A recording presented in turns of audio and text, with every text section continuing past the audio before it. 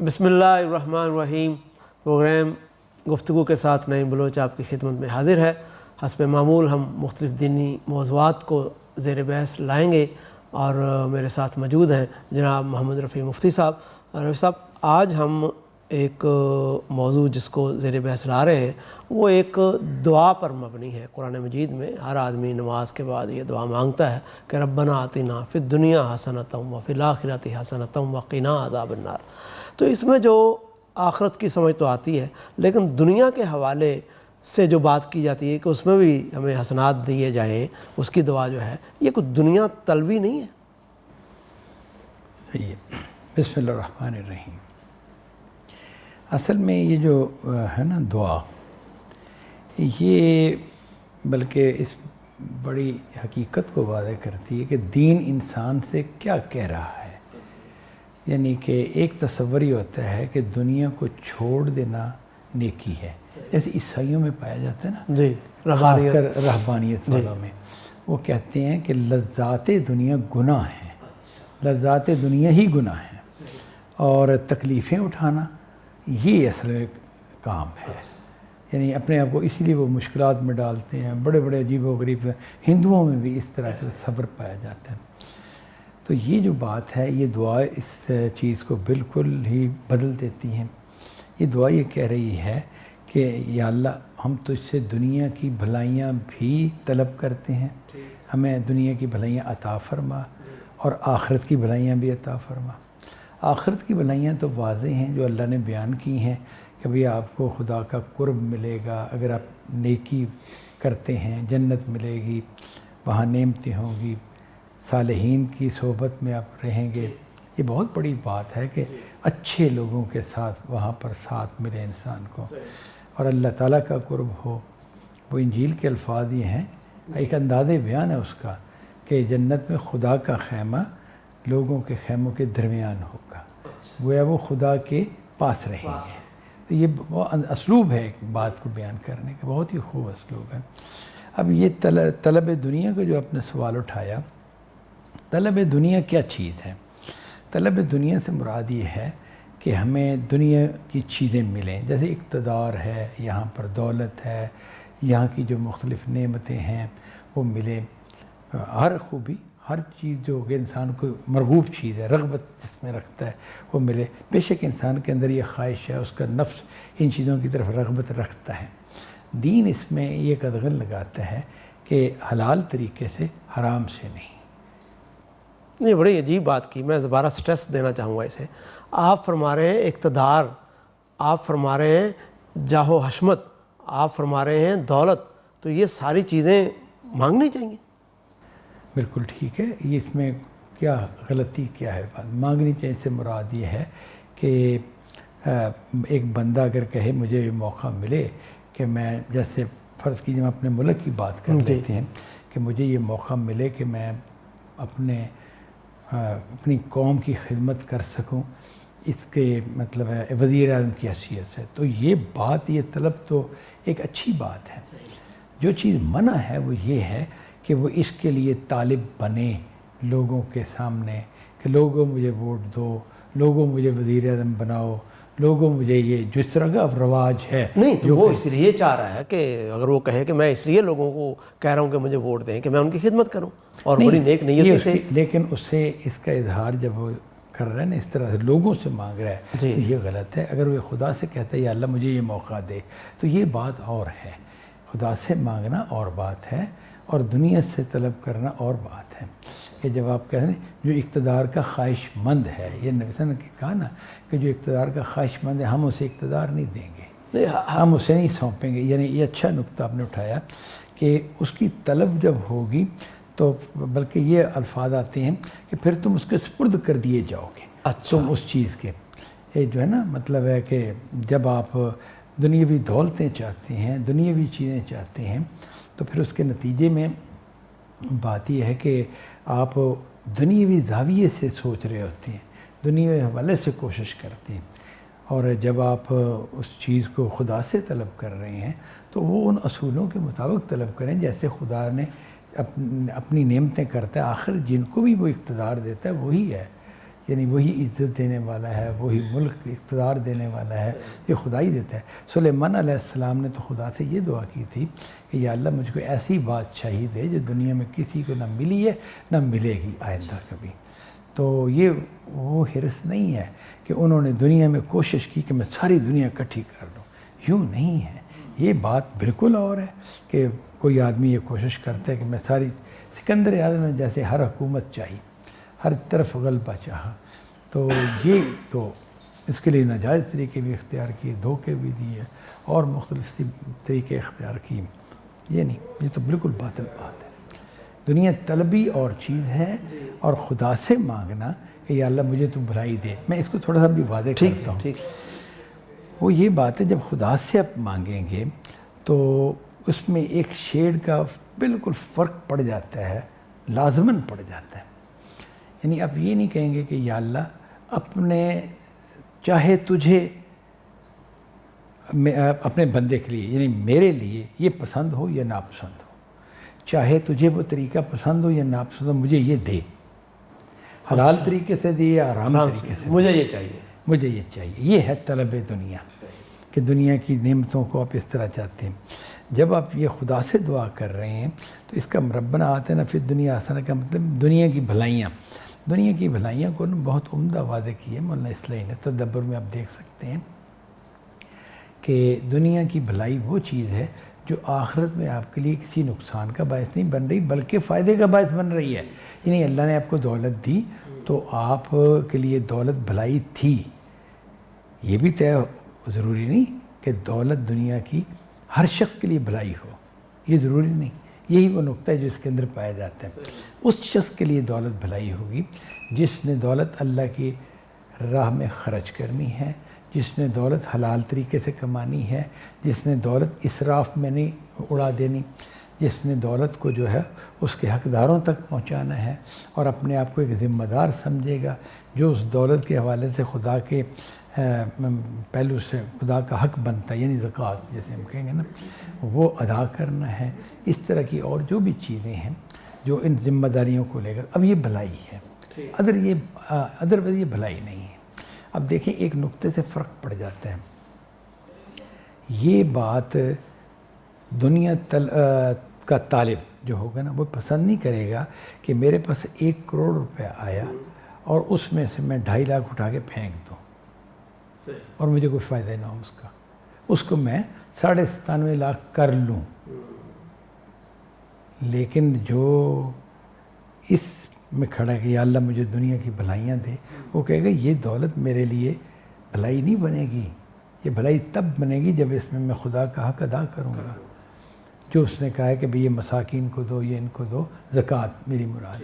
اور پھر اس کے بعد اگر وہ یہ رویہ اختیار کرتا ہے کہ بس میں نے زکوٰۃ دے دی ہے، قانونی تقاضا پورا کر دیا، اب جو کوئی مرتا رہے میرے سامنے یا کوئی جو مرضی تڑپتا رہے، مجھے کوئی پرواہ نہیں اس کی، تو یہ بھی سنگ دلی دکھا رہے نا، تو یہ بھی غلط بات ہے، خدا کی مرضی کے خلاف ہے یہ کہ بھی اللہ نے اس کو دی ہے دولت، بے شک یہ قانونی تقاضا پورا کر دیا اس نے اور اس میں کوئی کمی اس نے نہیں کی، پوری زکوٰۃ دے دی ہے۔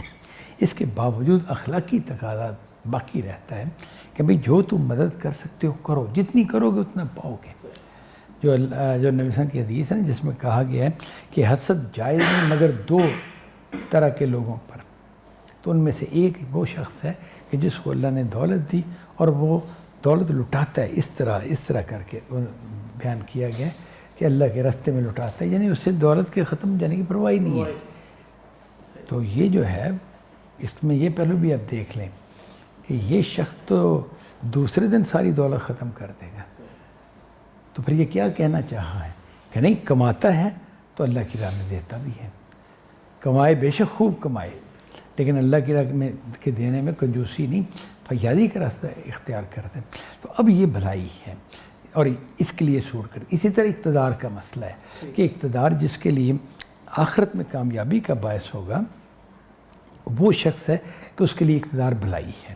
دوسرا شخص جس میں اقتدار کا ملنا آخرت کے لیے، آخرت کے والے سے تباہی کا باعث ہو، بربادی کا، کہ جب اسے اقتدار ملا تو اس نے یہ ظلم کیا، یہ ظلم کیا، یہ ڈاکہ ڈالا قومی خزانے پر، اس طرح سے لوٹا قوم کو، ملک کو، اور مختلف حوالوں سے اس نے اقربا پروری کی اور یا جو بھی جرائم اس طرح کے کرتے ہیں، تو وہ پھر اس کا مطلب ہے کہ یہ اقتدار جو تھا اس کے لیے بھلائی نہیں تھی، یہ اس کے لیے بربادی کا ذریعہ بنا۔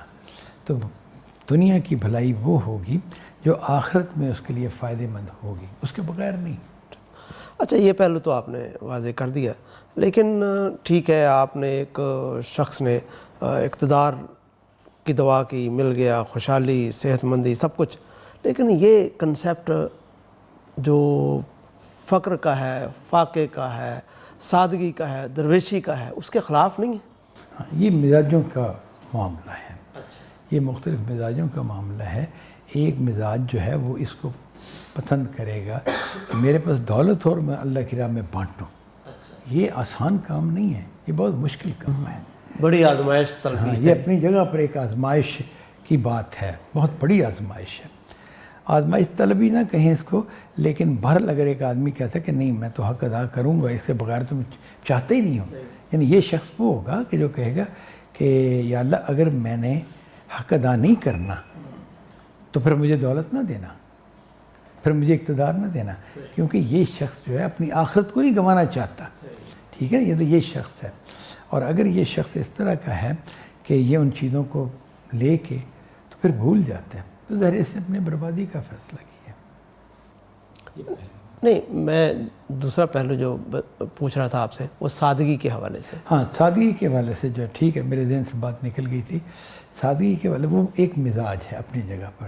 ایک آدمی کہتا ہے کہ نہیں مجھے بس میرے لیے یہ کافی ہے کہ جو میری ضروریات ہیں وہ پوری ہوتی رہے، اور بس اس کے بعد میں جو میری ذمہ داری ہیں وہ میں ادا کرتا ہوں۔ یہ مزاج کی چیز ہے۔ حضرت سلیمان اور حضرت داؤد علیہ السلام تھے، اللہ کے نبی تھے اور شان نبوت رکھتے تھے، کوئی اس میں ایسا نہیں کہ کوئی کمی تھی، دونوں بادشاہ تھے۔ دونوں کے حوالے سے جو آتی ہے وہ ان کی شان و شوکت کا ذکر خود قرآن نے بیان کیا ہے۔ لیکن نبی صلی اللہ علیہ وسلم کے حوالے سے جو ہم دیکھتے ہیں وہ آپ پر جو کچھ بھی آپ کے حالات بہت اچھے بھی ہو گئے، لیکن آپ نے درویشی کو اختیار کیا۔ یہ حتیٰ کہ یہ واقعہ آتا ہے کہ نبی صلی اللہ علیہ وسلم ایک اپنے جب آپ کے وفات کے دن قریب تھے جی، تو ایک دن فجر کی نماز کے بعد آپ کو اٹھے بڑی تیزی سے اور اپنے حجرے میں گئے، اور سونے کے کچھ ٹکڑے تھے جو آپ کے پاس آئے ہوئے تھے، وہ آپ اندر سے نکال کے لے آئے۔ تو یہ اس طرح ہاتھ میں سونے کے ٹکڑے ہیں اور اس کو ایسے ہوا میں اچھال رہے ہیں، کہہ رہے ہیں محمد کا کیا خیال ہے اپنے رب کے بارے میں کہ اس کے پاس سونا موجود ہو اور وہ اس طرح رات گزارے، یعنی کہ یہ وہ آپ کہ نہیں آیا ہے تو بس اب اللہ کے راستے میں دینا ہے، نہیں رکھنا، نہیں جمع کرنا اپنے لیے۔ یہ ظاہر ہے یہ ایک مزاج ہے، ایک پوری شان ہے، اور ہماری امت جو ہے نا اس میں یہی رنگ ہے۔ یعنی اسی لیے ہم یہ دیکھتے ہیں کہ علماء جو ہیں وہ اگر انہیں ہم دیکھیں نا کہ وہ بڑے کھاتے پیتے ہیں تو کوئی غلطی نہیں اس میں، وہ ایک بڑی شان و شوکت سے زندگی گزار رہے ہیں۔ شان و شوکت سے مراد کوئی خرابی کا پہلو نہیں، لیکن ایک امارت جھلکتی ہے ان سے، تو امت میں اس کو پسندیدہ نہیں کہا گیا۔ وہ پورا مزاج نبی کی شخصیت سے بنا ہے، تو وہ درویش عالم کو پسند کرے۔ لیکن یہ کنڈیمیبل ہونا ایک بات ہے، اور دوسری بات پسندیدہ، یعنی کہ ایک رویہ حضرت عثمان غنی کا ہے اور ایک رویہ حضرت ابو ذر کا ہے۔ جی بالکل، وہ دونوں مزاج کی باتیں ہیں۔ حضرت عثمان جو تھے وہ درویشی میں ان سے کم نہیں تھے۔ حضرت عثمان یعنی کہ درویشی کا مطلب یہ لینا کہ آدمی جو ہے وہ پھٹے ہوئے کپڑے پہنے ہوئے ہوں، یہ درست نہیں ہے، آپ شاید یہ کہنا چاہتے ہیں؟ ہاں، یہ بات صحیح ہے۔ مطلب ہے حضرت ابو ذر کے والے سے جو بات آتی ہے نا وہ یہ ہے کہ وہ کہتے تھے کہ دنیا میرے پاس اکٹھی ہو گئی، تو ان کی بیوی نے کہا جی ہمارے پاس دنیا کدھر سے؟ تو انہوں نے کہا کہ یہ دیکھو یہ جو چمٹا پڑا ہوا ہے اور جس سے وہ توے پہ روٹی پلٹتے ہیں، اور یہ جو لوٹا پڑا ہوا، یہ جو فلانی چیز ہے، جو چند چیزیں گھر میں انتہائی ضرورت کی تھی اس کو بھی انہوں نے دنیا، تو یہ ایک شدت کا ہے رنگ۔ لیکن اس کے باوجود ہم کیا کریں کہ نبی صلی اللہ علیہ وسلم نے کہا کہ جو زہد عیسیٰ کو دیکھنا چاہتا ہے وہ میرے ساتھی ابو ذر کو دیکھ لے، یعنی اندر جذبہ اور روح وہی ہے جو روح وہاں پہ تھی۔ اظہار جو ہے حضرت عیسیٰ کے ہاں تو کوئی چیز معیار سے ہٹی نہیں ہو سکتی، اور ایسا ممکن ہے کہ ابو ذر کے ہاں کوئی ایسا معاملہ ہو، کیونکہ یہ کوئی معیار حق تو نہیں ہے، لیکن روح وہی ہے، بات وہی ہے، جذبہ وہی ہے جو محمود ہے۔ قابل تعریف جذبہ ہے۔ حضرت عثمان کے حوالے سے یہ نہیں آتا کہ آپ بڑی شان و شوق سے رہا کرتے تھے، آپ کا محل تھا، اس طرح کا نہیں معاملہ آتا۔ وہ درویشی کا رنگ ان کے اپنی جگہ پر غالب تھا۔ تو یہ پہلو جو ہے نا، اس میں اس دولت نے ان کو یہ تو کیا کہ ایک فیاض اور سخی شخص بنایا۔ مطلب جواد تھے، وہ بہت ہی فیاضی سے خرچ کرنے والے تھے، لیکن ایسا نہیں کہ وہ بادشاہوں کی طرح رہتے تھے اور ایک بہت امیر آدمی کی جھلک تھی ان کے اندر۔ یہ پہلو ان کی شخصیت سے نہیں نظر آتا۔ اچھا، مزاج کا آپ نے بات کی کہ یہ مزاج تھے مختلف، اور دونوں مزاج جو ہیں وہ اگر اعتدال میں رہیں تو اس کی تحسین کی گئی ہے۔ لیکن بہرکیف آپ اتنا تو مانیں نا کہ میرے پاس اگر دولت زیادہ ہے اور میں اپنی گاڑی افورڈ کر سکتا ہوں تو میں رکھوں، اچھا میرے پاس زیادہ اور دولت آ گئی ہے تو میں اپنی گاڑی کو بہتر کر سکتا ہوں، تو یہ جو آسائش طلبی اس سے جو پیدا ہوتی ہے، کیا یہ بھی قابل قبول ہے اس طرح کی صورت میں؟ ہاں، یہ جو ہے نا، یہ بھی اسی طرح اس کو لیں گے ہم کہ نبی صلی اللہ علیہ وسلم کے ایک جو روایت آتی ہے آپ کے حوالے سے کہ آپ کا جو بستر بچھایا جاتا تھا وہ چادر کو دوہرا کر کے بچھایا جاتا تھا۔ تو ایک رات اس سے 4 تہیں لگا دی اس کی، 2 تہوں کی بجائے۔ 2 تہیں تو ضروری تھیں، ورنہ تو زمین میں چبھتی ہے نا جسم کو، 4 تہیں جب کر دیں اس کی، تو آپ نے کہا کہ نہیں، یہ 4 تہیں نہ کرو، اس سے نیند زیادہ آتی ہے اور وہ غفلت کا پہلو پیدا ہوتا ہے، ٹھیک ہے نا۔ اسی طرح آپ نے ایک پرندے کی تصویر تھی آپ کے گھر میں، کوئی دیوار پر کپڑے پر تھی بنی ہوئی، آپ نے کہا یہ میرے سامنے سے ہٹا دو، یہ مجھے مشغول کر لیتی ہے، یعنی نماز پڑھتے ہوئے توجہ اس کی طرف چلی جاتی ہے۔ اب یہ جو ہے نا، یہ وہی درویشی کا ایک رنگ ہے، ادروائز غلط نہیں ہے یہ۔ اچھا، اس تصویر کا ہونا کوئی غلط نہیں تھا، پرندے کی تصویر، اپنے یہ نہیں کہا کہ اس کو پھاڑ دو، ورنہ مشرکانہ تصویر ہوتی تو پھر تو آپ اسے بالکل ختم کرا دیتے، بلکہ اسے یہ آتا ہے کہ جس برتن پر صلیب کا نشان بنا ہوتا تھا اسے توڑ دیتے تھے آپ، کیونکہ وہ عقیدے کی غلاظت کا معاملہ ہے، وہ عقیدے کی غلاظت کا مسئلہ ہے۔ ادروائز جو ہے وہ ایسا آپ نے کہا نہیں، میری نظروں سے ہٹا دو۔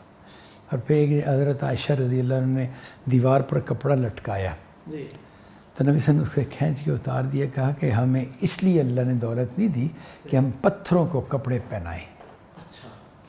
اب یہ دیکھیں نا، یہ ایک ذوق ہے نا، ایک خاص طرح کا، تو اس کا یہ مطلب ہم نہیں کہیں گے جیسے کہ یہ بات اصولاً غلط، لیکن اس ذوق کے حوالے سے جیسے جیسے آپ آگے ترقی کرتے ہیں نا تو کچھ نظر آتا ہے، یعنی ہمارا ایمان ایک تہذیب بنتا ہے، ہمارے مزاج پر اثر انداز ہوتا ہے، ہمارے ایک اندر ایک ایسا ذوق ڈیولپ کرتا ہے، اس ذوق کا ظہور ہے جو مختلف شکلوں میں آپ دیکھتے ہیں۔ بہت شکریہ رفیع صاحب، بات آپ نے بہت اچھے طریقے سے واضح کر دی، اور ہم آج کے اس موضوع کو یہاں پر ختم کرتے ہیں اور قارئین سے اجازت لیتے ہیں۔ اگلی نشست کے لیے اللہ حافظ۔